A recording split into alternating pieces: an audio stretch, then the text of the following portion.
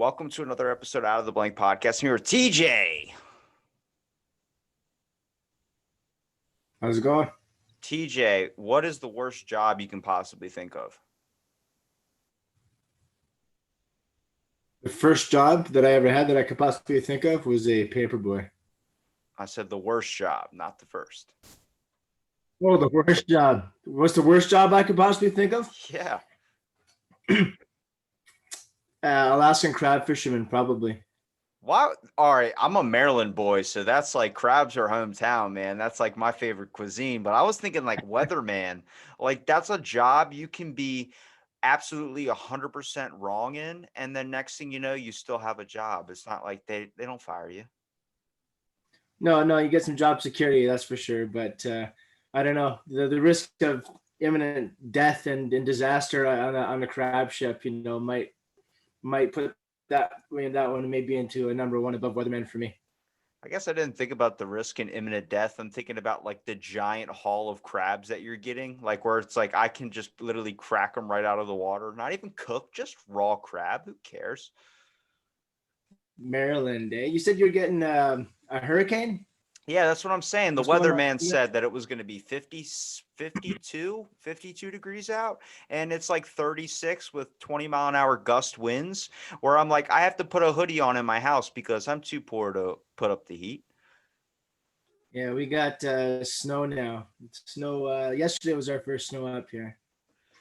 I guess, I mean, that's Canada, though. It kind of snows even if it's like 80 degrees somewhere else.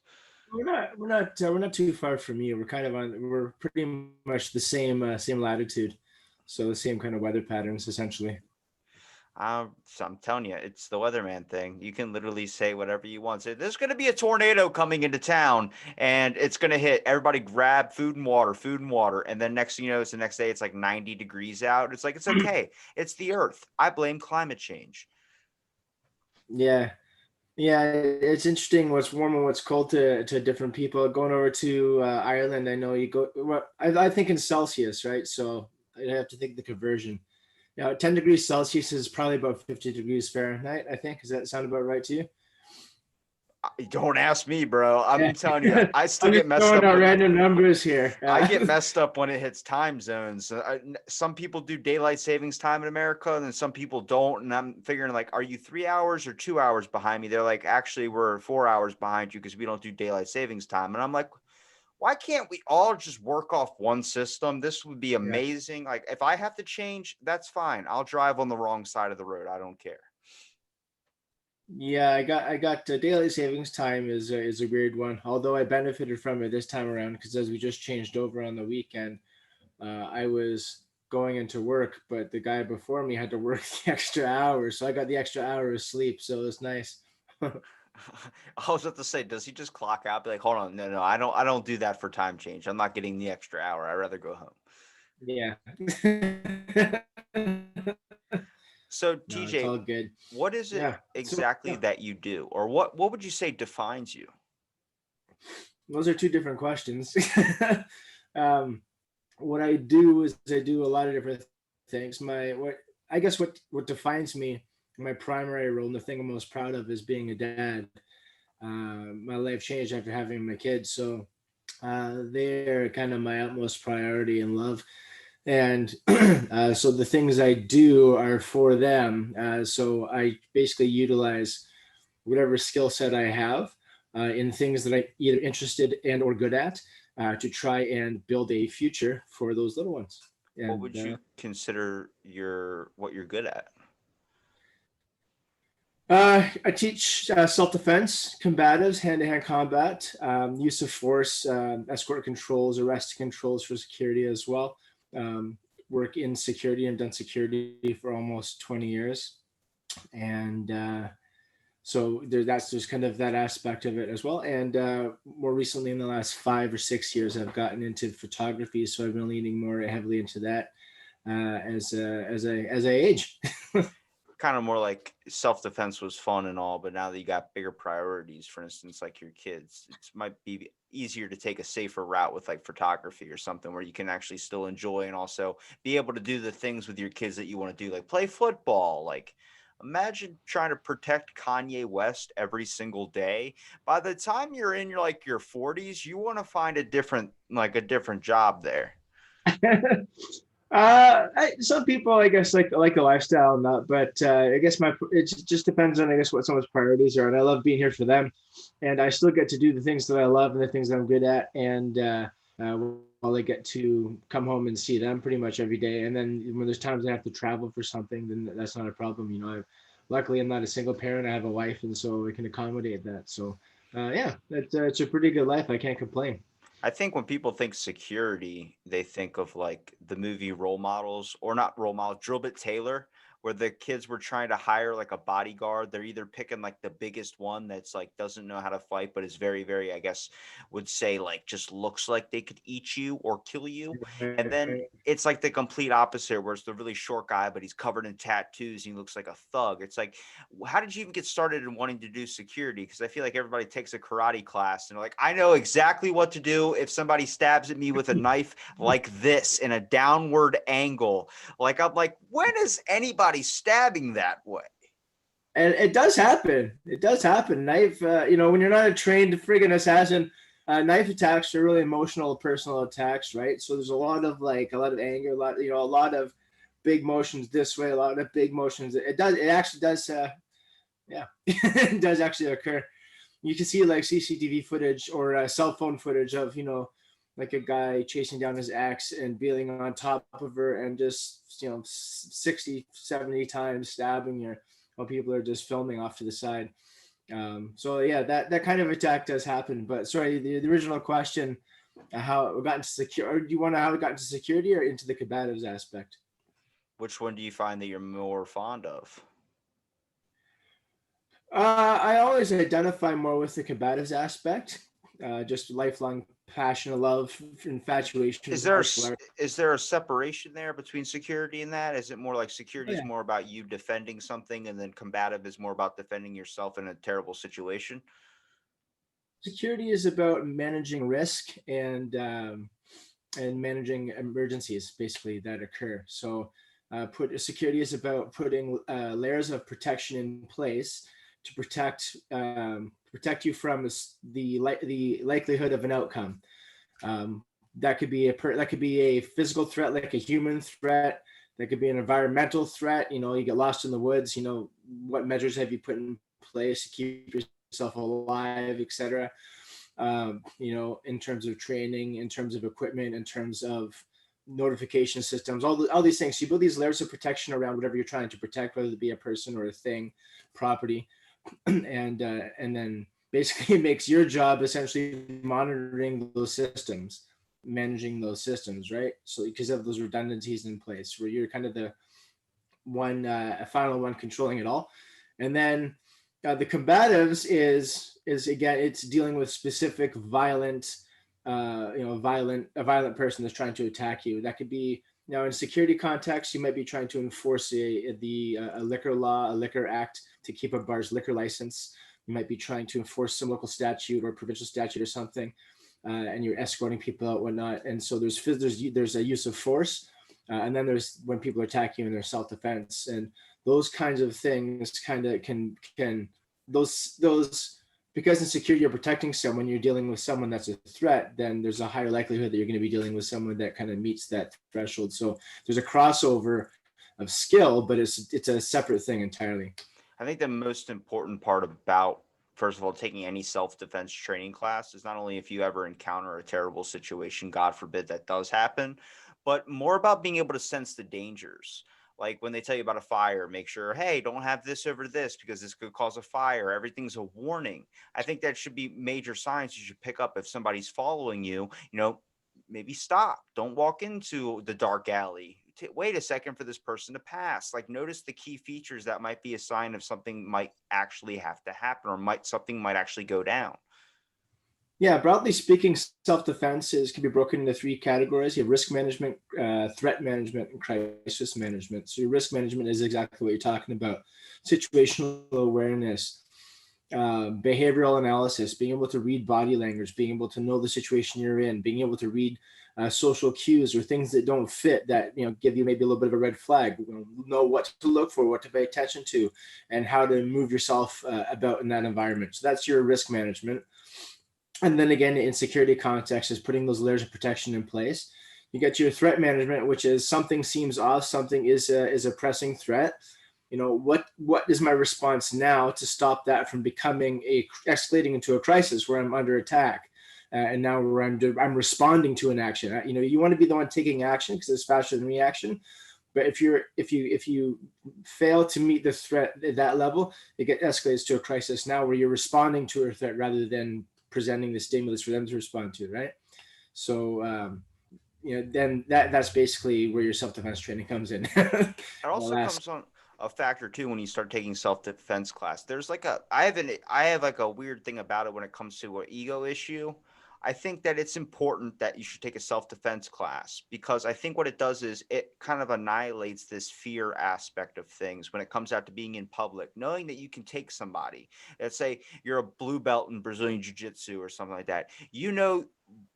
Damn well that you can handle yourself if a situation gets hairy. So you're not really fearful, which you are seen more or less of a target.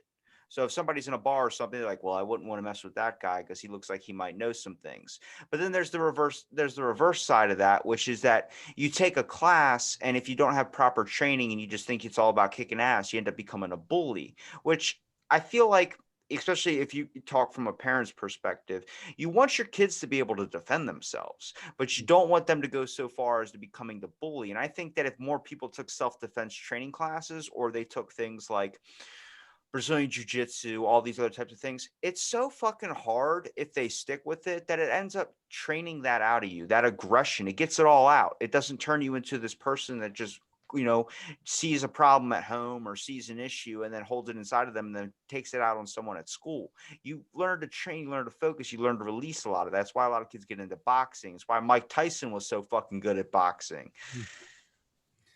No man is an island either. When you're talking about self-defense training and not turning into a bully, I mean, you get a good coach, a good gym, especially when it comes to contact sports like your Muay Thai, boxing, wrestling, Brazilian Jiu-Jitsu, stuff like this.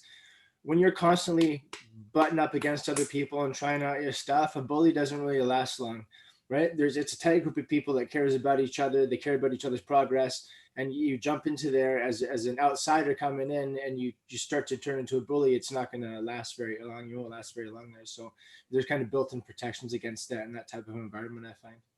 Yeah, and like I took Brazilian Jiu-Jitsu for a brief amount of time, and I remember I got stuck. I had to roll with a woman, and I was like, I didn't feel really comfortable. But it was more about a training process. Like I had been talking to his name's Jason. He was on the podcast. He's an arm wrestler. So he was telling me, he was like, it really sucks when someone comes up to arm wrestle you and they're like, oh, I wasn't trying at all. It's like, then what's the fucking point? Like the whole point is a learning experience. It's not about trying to win. It's not about trying to lose. It's about trying to test each other and help each other grow even stronger. That's the whole thing when you go to a self-defense class or you're in a group or you're in a Brazilian Jiu-Jitsu team, a karate team, any type of school. You're there to make each other better and you're there to help each other out in situations where you might encounter a stranger who's not I guess, in a nice way, trying to help you, in a more aggressive way, trying to hurt you. So you look at that and you're like, we're here playing a chess match together. This is training. We're rolling. And I would come across people like just doing Brazilian Jiu-Jitsu for a little bit that would just go all out and actually try and hurt you. I got choked with my own belt one time. I was like, what the hell's happening? And it was like, they didn't understand that. It was all about, win, win, win. I was like, hang on a second. We're trying to train here and grow together because you kicking my ass 24/7 is not going to help me when I go out on the street. I'm just going to be afraid of everybody. Yeah, there's a time and a place to choke someone with their belt, right? Like if you're in competition with that person and you're going at it, you're going at it. But if you're just learning a technique or trying, there's a time and a place. I find that in a good way for learning, like if this is my partner's skill level, and if my skill level is up here, then I still take it to here, where I'm still challenging them enough, but you're not basically destroying their confidence. Like if 8 times out of 10 they should succeed at what they're trying to do, 2 times you should force them to fail. And that, they can get better that way, but you're not trying to, no one needs to know how big your dick is. We all know you're what, a blue belt or a brown belt.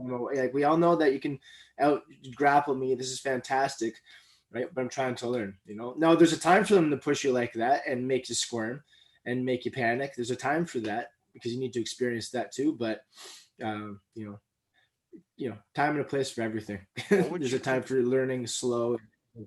What would you consider as a teacher your main aspect you focus on when you're teaching to people, like self-defense? Like, what would you say that you focus on the most? Like, are you focusing on sketchy situations where someone might have a weapon? Seems like more oddly than not, you'd probably have someone coming at you in a dark alley with a weapon rather than trying to grab you with their fists or something. The biggest thing I focus on is trying to get people to focus on a plan of action, taking action in a situation, versus succumbing to the fear that they're going to naturally feel and the physical stuff that goes on associated with that fear, like the freeze response, whatnot. Because at the end of the day, it doesn't matter what weapon they choose or what escape route they choose or what solution they choose. What matters is that they're immediately, like, they spot the signs as early as they can. But if they're in that situation, I focus on getting them the mindset that they need to be doing something, and they need to be doing it now. If they're not doing something, get moving. Right? And when it comes to a combatives component, like in a physical self-defense, with you're under physical attack, sexual assault, something like this, abduction, whatever, is to fight like hard and fast right now, and just to get focused on hitting something and finding a weapon to hit it with and finding a target to hit. That's it.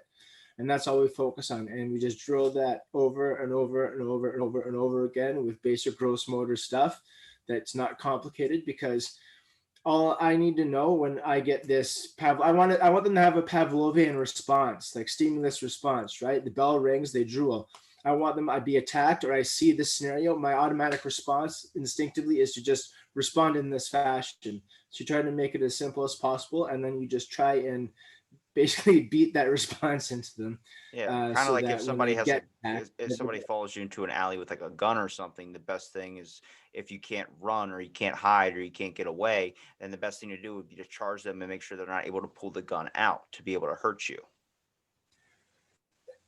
Context is everything too. It depends, right? Like, is the gun out? Is it trained on you? Like, I don't want to. Yes, there's a time and a place to take a gun away from someone, but maybe if someone's in an alleyway, what do they want? Like, there's a difference between someone coming down to shoot you because I'll give you an they example. want to There's kill a you, and guy someone in an wants to alley with a shit. gun to my head, and he's telling me that if I don't suck his dick, he's going to shoot me in the head. What do I do? How do I get out of this situation? I hope it never happens, but I don't know what life is like in the world today. Right. Well, I guess first question you have to ask yourself is, how much could you live with yourself if you sucked a dude's dick? I wouldn't be able to live at all. Well, then I guess you got to do something about it then. So what would be the main course of action that you would see if somebody has a gun out already? Well, realistically speaking, in the outside of the here's a gun, suck my dick scenario, in a realistic scenario, it would be, maybe I just give them what they want, because if it's property they want, you can acquiesce. It's not, maybe they will kill you, but the chances are, if you're seeing the weapon, it's not that they don't want to use it. Because if I wanted to use a weapon to kill you, I wouldn't, let you see it. This is about power. This is about getting you to comply and do what I want. So this is a control mechanism, that imaginary gun that you see there. Yeah. To keep you doing what I want you to do. You can use that to kind of disguise your, I can play the role of victim of, okay, I'm getting down on my knees to, okay, whatever. And you get your movement. And then in that, you just get them talking, get them thinking, find some sort of moment there where they have the kind of like a mental beat, like just like a mental moment to respond to a question you ask or something, where that's where you can take your action. But if it's like they're looking for your money, I might just give it to them. If it's get in the car, it depends. Is the car right there? Do I have to jump in? Is the car parked over here? Do I have a little bit of ways to walk where I have a minute to think of what I'm going to do, where I can position myself? So if they want your property, I say give it to them. If they want your life, or if they want your body, like they want you to jump in the trunk, I mean, my advice is always to fight in this scenario at the point of contact, right? Rather go to a second location, because second location is a controlled environment where you have less of a chance. Can you give me an example out of maybe something that has happened through your training or something that's happened in your life doing security that is kind of insane? Like for instance, where I used like when I was very, very little, I mean probably 2 or 3 years old. My neighbor was just a few years older than me, but my dad recounts this story of this weird guy that came into our neighborhood, and she's a little girl, but was a few years older than I was at the time, and said, "Hey, can you help me find my dog?" So her and her friend walk over to the car, and then they get thrown into the trunk. But there's those latches, those things you can pull. You know what I mean? So they yanked that and they got out. And then that's when our neighbor, who is a close friend to our family, had told the guy if he doesn't get the fuck out of here, that she's going to call the cops. And it was this scary situation. Like, what would you do, like, if that wasn't there, or if that, I know that's why they installed them there, but back at, like, a lot of people have old cars. I have an old car that doesn't have that. So it's like in those situations where it's that real and nobody really understands that. You see it in the movies. You're like, oh, I would just do this. No, you'd be dead. Like step one, like when you go and try and grab the gun, no, that's not what you do. You got to think, what happens if I'm in this scenario? It's very scary, and a lot of people don't know what to do and they don't know how to react. That's why they take these classes. But at the same time, nobody ever thinks it's going to happen to them. Right. So the first layer of protection you put around yourself for a scenario like that is your advanced work, your prep work, right? Like getting training and skills, like you can carry with them. So you can carry training with you everywhere. It's the lightest equipment ever, right? Learn how to fight, learn how to pick locks, learn how to get out of different restraints, learn how to read human behavior and body language, etc. All these things to advance yourself. And then some of these tools, like lock picks or maybe handcuff keys or glass breakers or things like this, even like whatever you can procure to carry on yourself somewhere, and then know how to use it, know how to access it, and practice with it. That's step one. There's all your prep. uh, Number two, if you're in that scenario, is to fight at that point of contact as much as you can to make sure you don't get thrown into that trunk. Okay, sometimes you know, despite your best efforts, it doesn't go your way, right? But you try at every moment to fight and fight as hard as you can, because that's your best chance of getting away right then and there.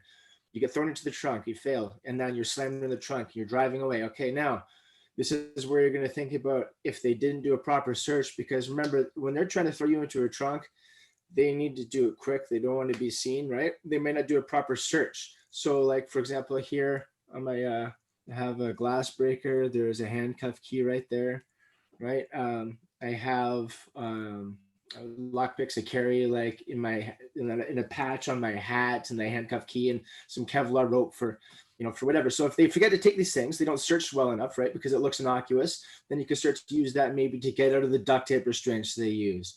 Or if they threw a pair of handcuffs on you, maybe they didn't see the key, maybe you can get out. Okay, so that's where you're gonna try to access those tools and access the training, because you have a certain amount of time between the point of abduction and second location to get yourself free. Maybe there's a latch on the trunk you can open yourself, maybe you can't. Okay, but you're basically going to be waiting for the point for them to open that trunk again, and that's your point to get the jump on them to fight, and to get a second time to try and get away. And because the longer you stay in that scenario, the chances of you getting out of it are less and less. And the implications of trying to remember all this too at the same time when something scary like that is happening. It's like if someone pulls a gun out, like you're freaking out. Your first thing in your head's like, oh my God, I don't want to get shot. It's not really trying to think of what's the next step. It's kind of, you have to calm your mind a little bit and try and find a little bit of what I say, peace right there, and really trying, not like peace, like, oh my God, shoot me. More like, I don't want to suck this guy's dick. For the love of God, I need to get myself together so I can get out of this situation. Yeah. So you see the visualization. I can't talk. The visualization is the key. You run yourself through this scenario, and you think of all the solutions through there, and then you train yourself to do those things, and then you pattern it. Right? It becomes a neurological pathway, and that's your pattern. So it becomes so practiced that if that ever happened, then yes, you have the fear response, but you've already kind of carved that groove into your brain to know to go that way. So they get the jump on you, you get surprised, the gun scared you, your heart was pounding, you got tunnel vision, they threw you into a trunk. Then the brain's going to clear, the clouds are going to go away a little bit, and you're going to be able to breathe, and you're going to be able to think, okay, I got control of my breathing now. I have my bracelet. How do I get out of these? How do I get out of this duct tape? Okay, what do I have that I can get out of this duct tape? Maybe there's a piece of metal in the trunk I can start to get. So you just start to work on it one piece at a time, but you got to be consistent and keep working at it constantly, right? And not stop, because you have limited time in which to work if you're in that kind of induction setting in which to help yourself. Now, can you give me an experience of your life that maybe one that really sticks into your memory of a time maybe it would have been too sketchy or would have been a situation that was hard for you to handle?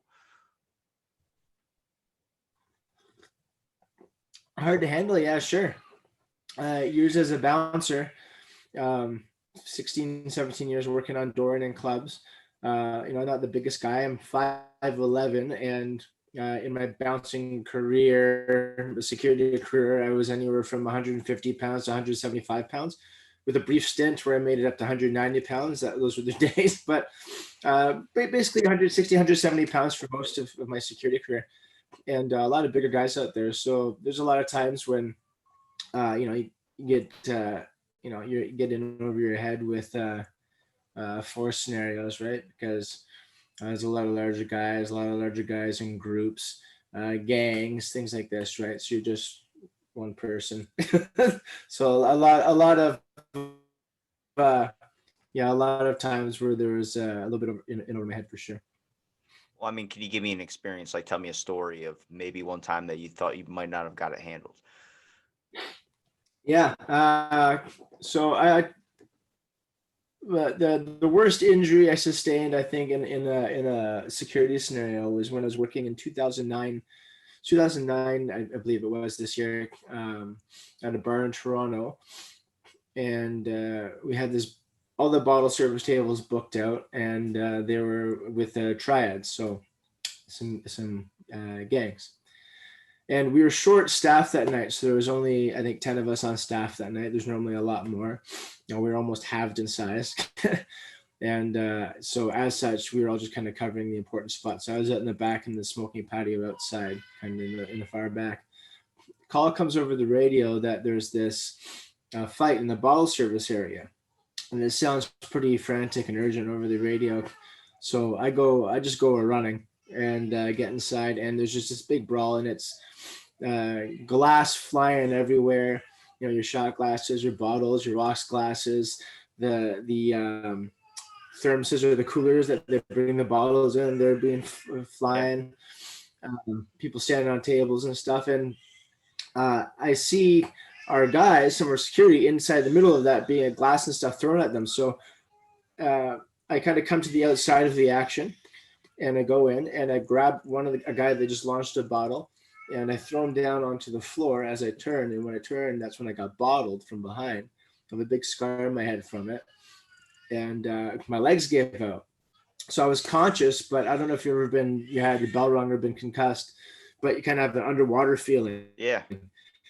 and everything's like cloudy and muffled, right? But you're still conscious, and there's like this time dilation thing that happens. So I'm down there and I'm like, okay, I got to fight. I just got to hit. I got to get up, but my legs won't move. And I'm like, I got to get up. My legs they're not responding to my brain, telling them to Yeah. move. They're not moving. So in my head, I'm like, for a second, I'm like, am I paralyzed now? Is that it? I don't have legs now? And I thought, okay, well, I can't afford to think about this right now. I got to get moving. So I'm going to climb out of here with my hands. I get myself to another location, out of this mess, and then I sort out my legs. So there's that. It felt like a brief moment of like clearing of the incoming like glass and fists and stuff. So I'm trying climbing out with my hands, and I flip over on my butt to push myself onto the dance floor from the VIP table area. I got booted in the face, and so I was going to shoot right there, and I pushed myself back, and yeah, I thought I was done, but the guy that was coming after me, his girlfriend, was like begging him to stop. So that got me a chance to get up to my feet. And as mad as I was, and as much as I wanted to fight, I could barely stand up straight. And I was looking at like the quadruple vision, right? So Yeah. which one of the four of you do I attack? And so I backed up front off to make sure he wasn't coming after me. I went to the washroom, grabbed some of the towels that were there, and just boom, soaked them on my head. And when I got home after that night, go to the hospital, got some staples in my head. And when I went to the hospital, or sorry, when I got home from the hospital, it took off my clothes, have to have a shower. It was just like, have you ever seen Braveheart? Yeah, I've seen Braveheart. So you know the blue paint, it was like Yeah. that. It went all the way down my chest, but it stopped like hard stop right at my belt line, which is funny. And yeah, so that was kind of in over my head. That was the worst injury. Did you keep Uh, bouncing after that? yeah, that was in 2009, and I actually started bouncing 3 weeks after that. I got staples in my head. I just wore a hat for a little while.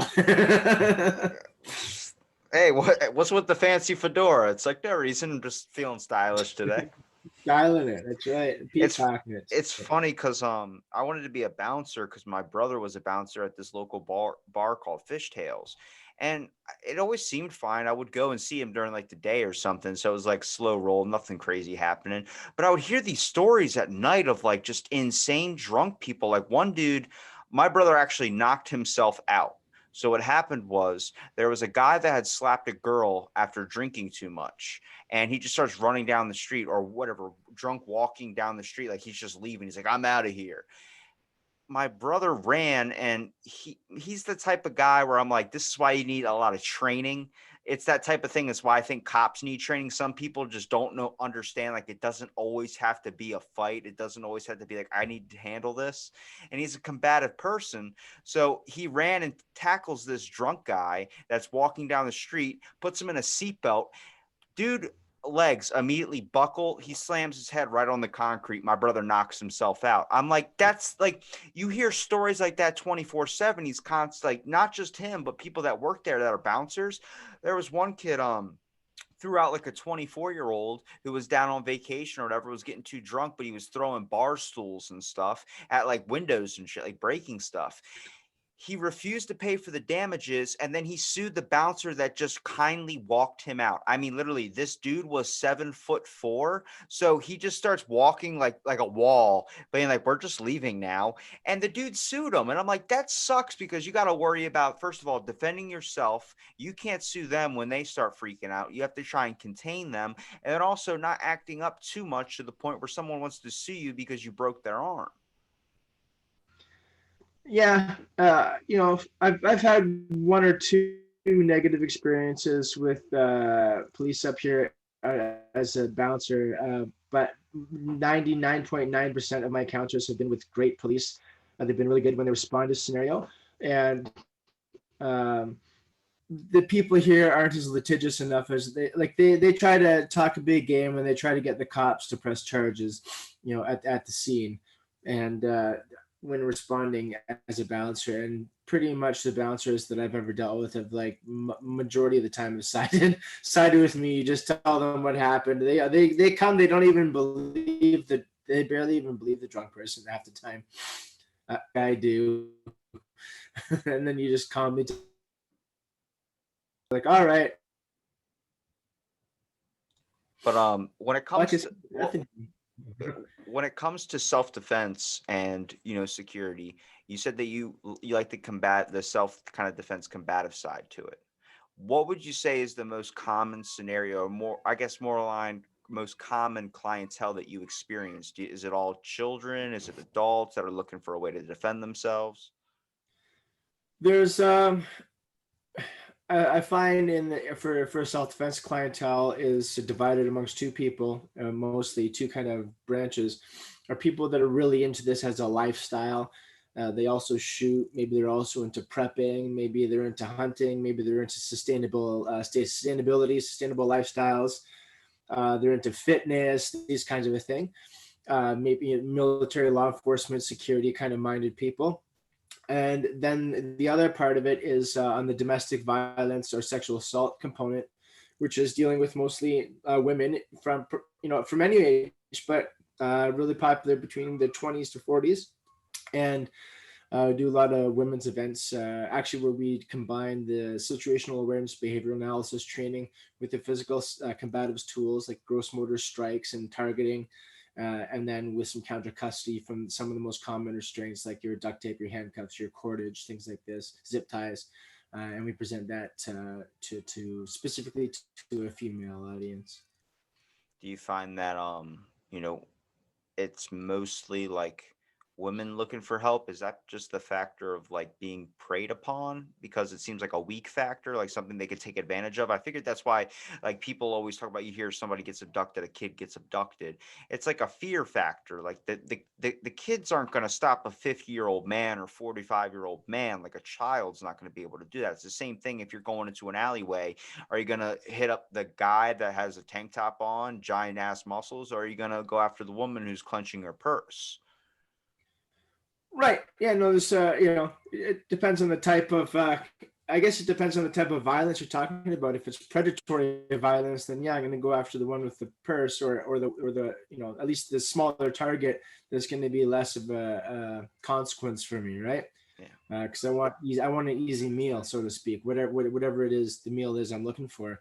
Uh, if it's a social violent scenario or antisocial aggression kind of a thing, it's the difference is like lion versus lion or lion versus a gazelle. Lion versus a gazelle, it's about the gazelle, it's about the meal, it's about the kill, it's about the hunt. But if it's lion versus lion, it's the violence is a show, it's a display for status among a group. So that means I get the land, I get the territory that has the resources. Resources means I'm a high value male, which means I get my sexual selection, right? So I get to have the females to mate with, and my DNA goes forward. So it's wired into us. So the bar violence and that kind of a thing. Uh, the muscle guy is going to be the guy that is naturally going to attract that because it's going to be like a dominance display, right? Yeah. So it depends. The catalyst for one type of violence is the solution for the other. To puff up and to be bold and to be loud. That's how you want to face a predator. But if there's a guy puffing up at the bar, you don't want to do that as well because that's going to inflame the scenario. You want to maybe just swallow the pride, swallow your ego, and let him think it's right. But you got to read your scenario because if I do shrink back like that, then maybe that lets him know that okay, now I can walk all over you. Now that's gonna So you really have to know the scenario you're in and play it right. You got to play your cards and hope you play the right hand. I look at like the factor of if I'm a bar owner, obviously you want to hire all the big badass people, the ones that nobody would even think about starting a problem with. It's like trying to start a problem in front of a cop. You see a cop there, you're gonna rob the store right now, or you're gonna wait for him to leave. If you have a bunch of bouncers that are like 8 feet tall, like a whole entire basketball team or something, you're not gonna start anything because these guys are huge. They can take you out in a second. It's that display of dominance. But I'm more fearful on the factor of the bouncer that can talk to you calmly, like, hey, what's going on here? And then suddenly you're outside and you have no chance to react. Because I used to work at a casino and I worked Right. security. And with working at a casino doing security, it was so difficult because they were trying to teach you ways of, even if somebody gets aggressive, I came across people that were getting aggressive at 1 o'clock in the morning if their machine wasn't working. And then they just scream and yell at the bartender. They'd scream and yell at somebody. And you felt the need to protect. At least I did. I felt the need, like, I need to step in here and let him know where he stands, even if this person's bigger than me. But I think the most important part about it was having a clear mind and being able to talk the person down. Like, hey man, I get it, you're upset. Why don't we take a quick walk? Why don't we just talk about this real quick and we'll figure the situation out? Next thing you know, you're walking them, they're outside and they're like, hey, let me back in. Sorry, bro, you're already outside, man. You're trespassing Yeah. now on property. Yeah. No, knowledge and experience leads to confidence, and confidence will give you that calmness, right? When you're afraid in a scenario, you're afraid that you might get physical, you start to get a little edgy, right? A little agitated. But if you have confidence, that either comes from experience, knowing that you can handle 1,000 situations like this before. It can always go sideways. There's always a potential for it to go in an unpredictable way. But the more experience you've had doing it, or the more training you've had putting yourself in bad ways, putting yourself in bad scenarios, doing that training, putting yourself in those trunks, in those restraints, working through that, and doing the training, the more that when that time comes, you're going to be able to calmly and confidently and handle it, right? So It's that's what comes with that. it also literally comes from like a disconnect with how we're so connected through like texting is now our voice, like being able to talk to someone. It's not just interaction in person, it's also through text. I don't know how many self-defense classes I feel like I should be taking on the aspect of how many arguments I get through a text, where it's like you send something in your phone's like, if you say like, hey, can you do me a favor? It's like, hey, do this. And then it's like, oh, are you yelling at me? And then there's an immediate argument. It's just that miscommunication between like the phone. I'm like, I should pick up a fucking self-defense class, because then you go out into public and nobody knows how to speak to each other. Everybody's always like assuming things. I'm like, hang on a second. I did not say your girlfriend was ugly. I asked for a drink at the bar. I don't know where you heard that whole scenario, but it's also like looking for that interaction, looking for that conflict, which happens a lot. I know a buddy of mine would literally, like, you ever see bum fights on YouTube where it's like they would pay bums? Yeah. I've I've heard I've heard of him, and I saw he was on like Dr. Phil or something like that. I think I saw him on the guy My that runs it. buddy for like the longest time was like, I want to go on the boardwalk, which is our local attraction. Like, I want to go fight people. I'm like, what do you mean you want to fight? And he was just looking for that. He was looking to get the testosterone out. And then now he's a Brazilian jiu-jitsu student, and he's almost close to his black belt. Like, he's been training his fucking ass off, or whatever that closest belt to the highest rank is. And he ended up doing cage fighting for a little bit, amateur cage fighting. And I was like, that's somebody that needed that aggression to get out and to be put into a form where he can get that out. But fighting people on the boardwalk, it's a confidence thing. During when we started opening back up after lockdown, there is a Facebook group I'll invite you to. It is our town, but there's people fighting for no reason, like literally kids just talking, getting up into their face. Then one dude turns around like he's walking away and swings. Dude's knocked out on the ground, and 30 people came over and just started stomping on his head. It was the worst thing. And there were countless of these videos, people just gangs, all these things overreacting just to a random person. I'm like, this is why you need to know how to fight, so you don't get your head stomped in. I mean, that is a legit thing that can happen. I don't think people they think it's like, oh, it's not like the movies. No, it's not. This time, nobody stops. They keep going. Yeah, I don't want to victim blame at all, but I see like videos like that make me cringe and wince, and I'm like, oh, because you feel for the person, like they're just getting like they're helpless. You see them, they're helpless, getting destroyed, and especially all the head trauma. Like there's the one video that was one guy was knocked out, and the guy was like breaking his arms and arm bars, like snapping his elbows while the guy was unconscious. And I'm like, it was brutal.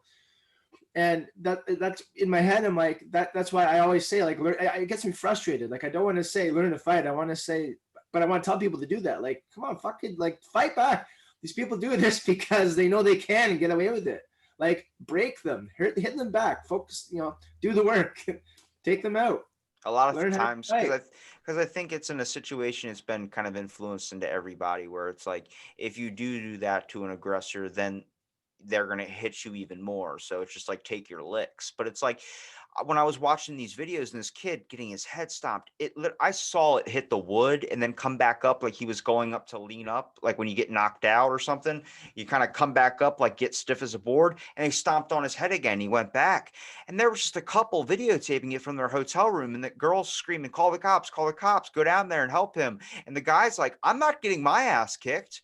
Like it was this whole situation where it was like everybody was out there on their phones or whatever on their balcony watching the situation happen, but not doing anything, just enjoying it. And I'm like, this is an issue. Like, you want to stand up and you need to defend yourself, but a lot of people don't know how, and they're afraid it's going to get worse. Yeah, that's why there is, and it will. That's why it's such an important focus. There needs to be an important focus when it does go physical, of smart targeting. What specific target on this human body am I trying to hit? The nuts. And here's a gross motor, high force, high impact tool. Or if I have a weapon on me, that's another thing, right, in which to hit that target. So you just got to focus on the work. I can't focus on how big the guy is. I can't focus on all the training or whatever. I just have to focus on putting my elbow in his throat any which way I can. And you just go and you do it. And that's how you do that. Look, right? You're going to take but you're focused. I was raised up where my dad was like, if you're just fighting somebody bigger than you and you can't handle it, just punch him in the throat. I had heard that so much as a kid. And then some kid at my school actually did that, where he got into a fight with like this bigger bully, and this kid on my bus, I'm not going to say his name on here, but literally he's like, the kid's like, I'm going to get off the bus and I'm going to beat the shit out of you, to this kid, just this kid. And I'm like, oh my God, like this kid's going to get wrecked. Everybody's kind of waiting for it. They get off the bus. The one bully takes off his backpack, just sits there and waits for the kid to get off his turn. He's slow creeping at the end, like waiting, hoping the bus driver would get him to stop or talk to him just so the kid would go away and go home. Kid gets off the bus, just drops his backpack. One punch right to the bigger guy's throat, and the dude is just down on the ground. I'm like, that dude did what everyone said. And it was over. They never messed with him after that. But it was like that situation where it's like, you don't want to kill somebody, but you also need to defend yourself. And that was like the main thing back in the day, was hit him in the nuts, hit him in the throat, do whatever you can to get away. Now, that being said, I was working one time downtown, and I was coming home at 3:30 on a streetcar in the morning, and a guy came. I was sitting on the chair, and there's these two poles on the back and the front of the chair, right? That go up to the ceiling to hold the chairs there. And he grabs onto them on either side of me, and he gets like a foot from my face, and he just yells, "Are you ready to die?" Now, I don't know if he's high, mental illness, probably both. So I realized at that moment, I'm like, there's no talking at this point. Like, the threat has been made clear, right? So, and I knew he was there. I was ignoring him, but he was harassing some other people on this one, right? So I was aware of his presence, but I wasn't like disturbing him. And his attention just turned to me, and he came over, grabs on, "Are you ready to die?" Screams it right in my face. So without even thinking, I got him right in the throat. I stood up, I kneed him as hard as I could in the nuts, and he stood there and he took it. It didn't affect him. He was on drugs. At all. He was on fucking Yeah, drugs. didn't affect him at all. So we can't put all our eggs in one basket when it comes to self-defense. Like, this is a big disservice that dads and brothers do to their daughters and their wives and their girlfriends everywhere. They teach them stupid things that will get them hurt, like fucking keys through their fingers. Like, that's a silly thing. Could get them hurt. We think the great equalizer. Oh, I shoe someone. Shoe meets nuts. Shoe always wins. I kick someone in the groin. Boom, they're going down. Not always the case.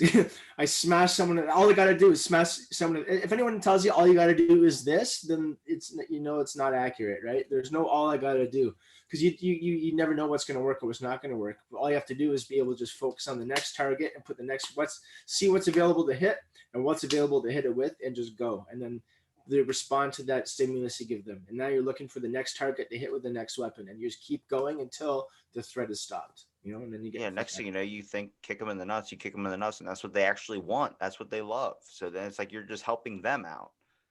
Yeah, the ball busting. It's funny. That's a whole other conversation. It's funny. There's a whole fetish community there. I don't know, man. They must have had an interesting childhood. It's funny because around the time I stopped doing Brazilian Jiu-Jitsu was when the bath salts thing was occurring, where people were smoking bath salts. And I was like, why the hell am I trying to protect myself when some dude can just do bath salts and literally overpower anything that I have to learn from? Yeah. Yeah, man, they may come a little bit crazy. Do you think I want to ask you, coming from a parent's perspective, are you afraid of what the future is going to be like with the acts of aggression? It seems like people are becoming more hostile every single day. I mean, even getting yelled at over wearing a mask, or if you're following social distance rules.